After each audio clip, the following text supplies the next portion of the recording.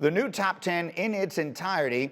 It includes Joe Burrow getting protection, with the Bengals taking Penei Sewell from Oregon. 2 receivers in the top 10. You see them there, Jamar Chase and Devontae Smith. And the first defensive player would be Penn State linebacker Micah Parsons, going to Denver at number 9. And here he is, Mel Kiper, as we are just 2 weeks and change away from the draft. And this is fascinating. People will look at this and say Bill Belichick never does this. But, of course, for the last 20 years, he hasn't had to do it, because he's had Tom Brady. Why do you see Bill Belichick moving up here to take Fields? I think the pressure to get that quarterback, Greeny. When you're in a division with Josh Allen and Tua and Zach Wilson, now you have to go get somebody like Justin Fields, who I think is the second best quarterback in this draft. Some agree, some strongly disagree. Some think he's the fifth, sixth best quarterback in this draft, if you can believe that. But I think when you look at the mixed opinion, could allow him to slide down. When we know the top 3 are locked in, then it becomes Trey Lance or Justin Fields for the 4th spot. If it is, in fact, Trey Lance, and that's kind of consensus I heard when I made the calls over the weekend, Greeny, then Justin Fields is available. Now, does Denver, what happens with the Washington football team, what happens with Chicago? There are other teams that could make that move, but I think New England, to me, is front and center. Whether they want to stay at 15, they could, but then who's going to be their quarterback? Down the road. Think about next year's quarterback. So you're going to have the number 1 pick in 2023 to get the guy? Maybe not. Probably not. So I think when you look at New England, if Justin Fields does slide, the opportunity then presents itself for teams like New England, Greeny, to move up and get him.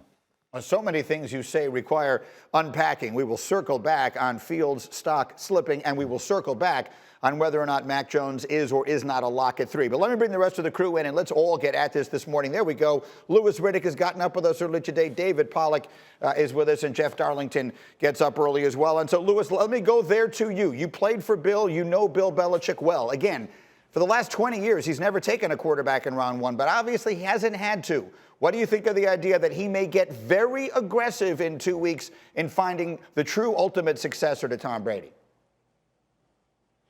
I think he'll explore it. There's no question about that. I think he understands that although he has Cam Newton under contract, he still has to look further down the road and whether or not he believes, that Cam Newton is ultimately the future over the next 3 or 4 years or not. He has to make that decision. And I believe they're going to be looking to get a quarterback. It's just a matter of whether or not the price is right in order for him to move up to get one. I think Bill is one of the best value players when it comes to moving up and down the draft board that we've ever seen outside of Jimmy Johnson.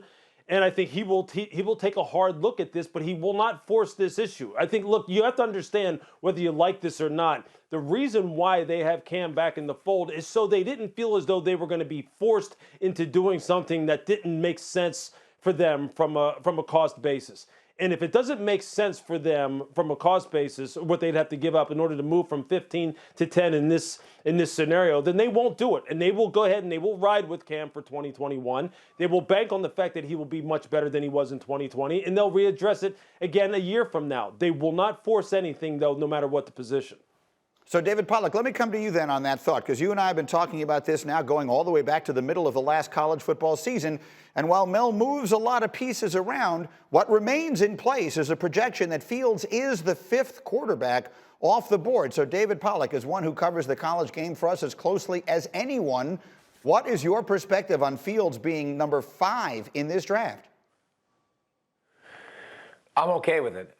When I look at Justin Fields, when you talk about Justin Fields in the pocket, just straight accuracy, it's stupid. Let's not talk about deficiencies there. You give him time, he's clean, he knows what's going on, dude. He is ridiculously insane. So I love that part about him. I think one of the misnomers about Justin Fields is when you look at him and you think 6'3", 225, 4'4", you think he's going to be a guy that's scrambling around, always buying time, making plays.